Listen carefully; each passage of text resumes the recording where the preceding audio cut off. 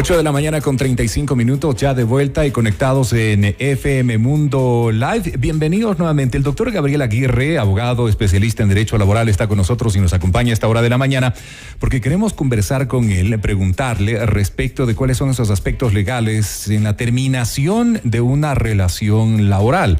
Temas, por ejemplo, plazos de permanencia. Así es. Por ejemplo, valores a recibir. Antes se tomaba en cuenta que debías permanecer 15 días luego de tu renuncia, por ejemplo, ¿no? Por ejemplo. Ajá. Y queremos saber si eso continúa dentro de las leyes del trabajador, ¿no? En las leyes vigentes ahora en el Código Laboral. 8:36, tomamos contacto entonces con el doctor Gabriel Aguirre, a quien le damos la bienvenida. Doctor, gracias por acompañarnos hoy en Hola Mundo. Bienvenido y gracias por la gentileza también atender esta invitación. Hay varios aspectos legales que son necesarios conocerlos o refrescarlos al hablar de una terminación laboral. Lo comentábamos con Valeria, el tiempo de permanencia, por ejemplo, del trabajador, del colaborador dentro de la empresa tras la renuncia o tras el despido. ¿Cuáles son esos aspectos básicos, elementales o fundamentales que deberíamos conocerlos? Gracias por acompañarnos. Buenos días. Buenos días, doctor. Muy buenos días, Valeria, Rodrigo. Primero que nada, agradecerles por la invitación. Es un gusto para mí poder estar con ustedes aquí en esta mañana. Como dicen, es importante, y este tema del tiempo de permanencia, ¿no es cierto? Es algo que causa bastante, por así decirlo, confusión o malestar al momento de esta terminación, ¿no es cierto?, de la relación laboral. Anteriormente, es verdad, el código nos daba esta figura del desahucio, ¿no es cierto?, el desahucio por parte del trabajador, en el cual tenía la obligación de notificarlo con 15 días de anticipación para poder tener este tiempo de ayuda, por así decirlo, también pues al empleador. Hoy por hoy este tiempo ya no se encuentra articulado al 100% dentro de nuestra normativa, pero no es menos verdad que en los reglamentos internos de trabajo se puede establecer también este tiempo.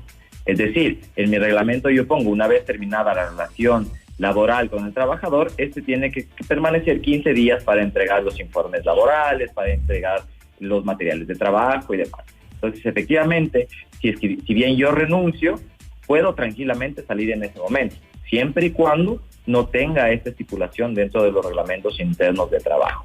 En el caso del despido es totalmente libre, ¿no es cierto? O sea, hay una libertad absoluta de poder terminar la relación laboral en ese momento y pues al día siguiente ya no asistir a trabajo. Pues justamente entendemos que el despido es por parte del empleador hacia el trabajador.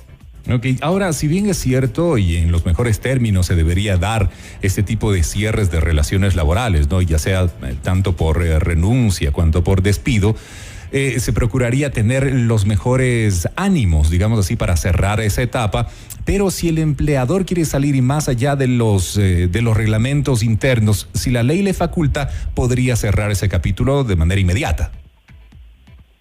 Sí, efectivamente. A ver, eso también tenemos que entender algo y que es bastante importante, y es en el tema de la terminación de la relación laboral por parte del empleador, ¿no es cierto? Es decir, tenemos dos figuras para terminar la relación laboral como si yo fuera un empleador, ¿no es cierto? La primera, que es el despido intempestivo, que es con una causa, por así decirlo, injustificada, como la conoce el Código de Trabajo, y tenemos la otra manera de terminar la relación laboral, que es mediante el visto bueno, ¿ya? Es decir, tengo ciertas causales, por así decirlo, una de ellas, faltas injustificadas al trabajo, ¿no es cierto? O atrasos permanentes en un mismo periodo de tiempo. Yo como empleador voy a tener que iniciar un proceso en el Ministerio de Trabajo denominado visto bueno para poder terminar esa relación laboral. ¿Sí? Entonces, una vez terminada la relación laboral, ahí sí, efectivamente se termina y el trabajador y el empleador pues podrán ser libres cada uno a lo suyo. En el caso de la renuncia voluntaria, hablando del tema del desahucio, doctor, que usted nos estaba explicando, que antes se preveían 15 días de trabajo desde el momento en que el empleado decidía salir de aquel trabajo. En el caso de que no lo haga, en el caso de que ahora el trabajador decida al siguiente día retirarse de su puesto de trabajo, ¿tendría que pagar al empleador algún tipo de multa, algún valor, o podría ser sancionado de alguna manera? Efectivamente, se podría en el momento de la liquidación descontar esos días de trabajo. ¿Cómo? ¿Nos podría explicar un poquito más? Claro, el momento de la liquidación, ¿no es cierto? Todos conocemos que cuando se termina la relación laboral hay unos valores que el empleador debe pagar al trabajador. Por ejemplo, el 25% de la bonificación por el desahucio, tiene que pagar los proporcionales, ¿no es cierto?, de los 13º y 14º, siempre y cuando estos no sean pues mensualizados.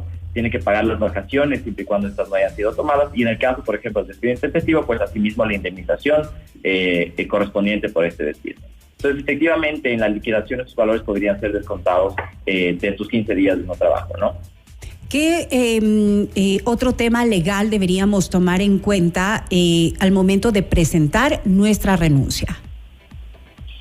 A ver, el momento de presentar la renuncia, ¿no es cierto? Es justamente importante tener claro que se haya de entregar, por ejemplo, todos los materiales de trabajo que hayan sido entregados por parte del empleador, entregarlo un informe, ¿no es cierto?, de las actividades que quedarían pendientes o de lo que él ha venido realizando. Es importante también justamente tener clara la liquidación del valor a recibir, el acta de finiquito, estar consciente de que esto tiene que ser registrado, ¿no es cierto?, el acta de finiquito firmado y registrado dentro del Ministerio de Trabajo. Y para el pago de la liquidación también hay un tiempo de 15 días, ¿no es cierto?, que debería pues supuestamente pagar el empleador al trabajador el valor de la liquidación. ¿Cuánto tiempo debemos esperar para una liquidación? La liquidación, a ver, para el valor, para el acta de finiquito donde está estipulado el valor, eso podría ser inmediatamente, porque eso se lo hace directamente en el sistema del único de trabajo, que es el SUT, en el Ministerio de Trabajo, ¿sí? Ahí se hace el acta de finiquito. Ahora, para el pago de la liquidación deberíamos esperar por lo menos 15 días, ¿no es cierto?, para el pago de esa liquidación. Una vez que pasan estos 15 días, pues el trabajador estaría en el derecho, ¿no es cierto?, de denunciar al empleador por falta de pago de la liquidación en el Ministerio de Trabajo. En ese caso, doctor, si el empleado renuncia, ¿verdad? Si el colaborador renuncia, hay esos 15 días de plazo término. ¿Qué pasa cuando es despedido intempestivamente? ¿Aplica el mismo plazo para recibir esos valores? A ver, teóricamente sí, justamente, o sea, el tema del despido, la terminación de la relación laboral, el pago de la liquidación es cuando se da por terminada la relación laboral. Sea esta por despido, o sea esta por un visto bueno o por renuncia voluntaria, ¿sí? Ahora, evidentemente, cuando hablamos de un despido intempestivo, ¿no es cierto?, muchas veces vamos a tener un conflicto, es decir, el trabajador dice, a mí me despidió, y el empleador dice, no, yo no te despedí. Entonces ahí inclusive podríamos entrar dentro de un proceso judicial o un proceso administrativo para efectivamente aclarar esta situación.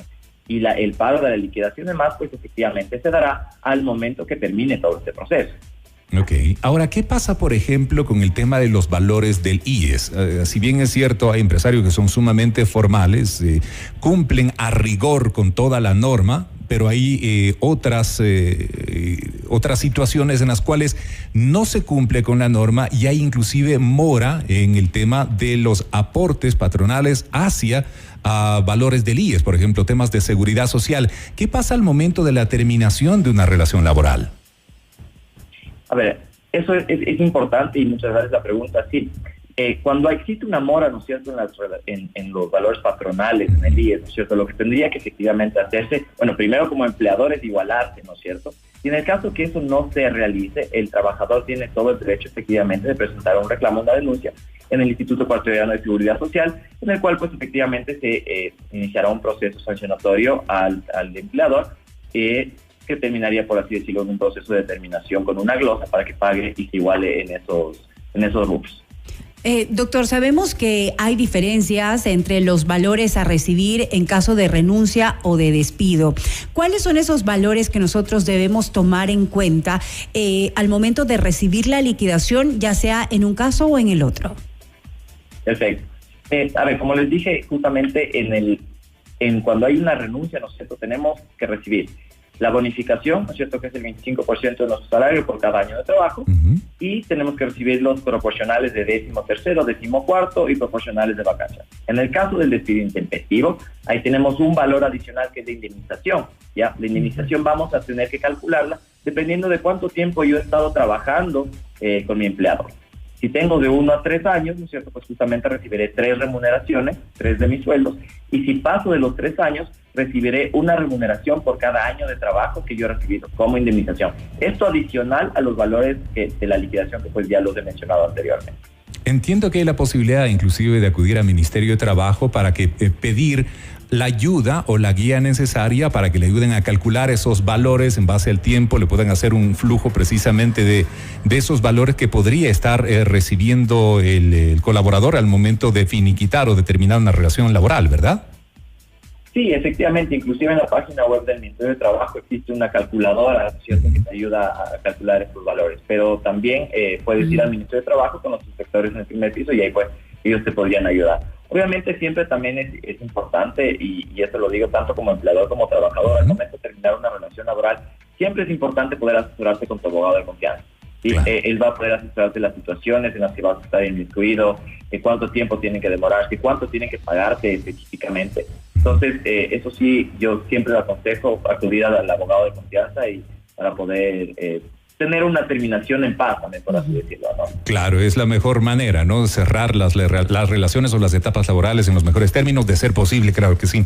Estamos conversando con el doctor Gabriel Aguirre, abogado especialista en Derecho Laboral. Hay varias preguntas que nos llegan a nuestro WhatsApp, ¿vale? Y amigos, dice lo siguiente, queridos amigos, una pregunta para el doctor. ¿Qué pasa si el empleador, al despedir al empleado con 25 años de trabajo, puede el empleado exigir el monto completo de su jubilación más su despido? Y gracias, un lindo día, nos dice María Soledad.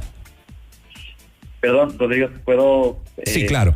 Luego de un poquito de conexión mala. Ok, luego de una etapa de 25 años de trabajo, ¿puede el empleado exigir el monto completo en un despido, en su jubilación, más su despido? Es lo que nos dice María Soledad. Sí, efectivamente. A ver, cuando yo cumplo la jubilación, ¿no es cierto? Tengo los años de jubilación estipulados en la ley.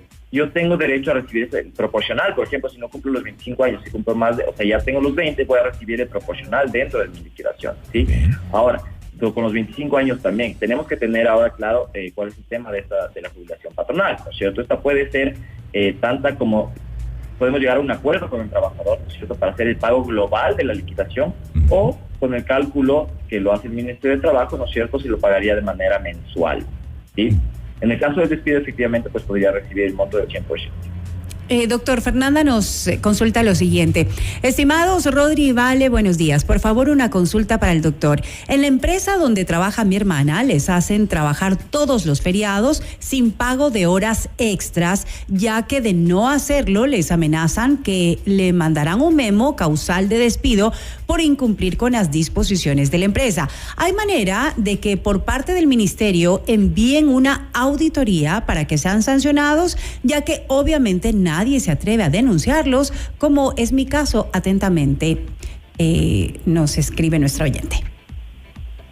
Bueno, para que exista, ¿no es cierto?, un proceso, ¿no es cierto?, de inspección por parte del Ministerio de Trabajo, ¿no es cierto? A ver, estos pueden ser de oficio, es decir, el inspector puede efectivamente verificar que existe alguna situación e ir de oficio literal a la empresa a revisar el sistema, pero en realidad, o sea, en la práctica generalmente se da cuando existen las denuncias, ¿sí? Cuando existe una denuncia de un empleador, una persona hacia la empresa, efectivamente ahí es cuando se inicia un proceso investigativo, un proceso en el cual podría dar también sanciones al final, pero esto siempre tendría que ser con una denuncia. O sea, no tenemos en nuestra legislación, ¿no es cierto?, lo que sería una denuncia, por así decirlo, anónima, para que puedan acercarse al Ministerio de Trabajo.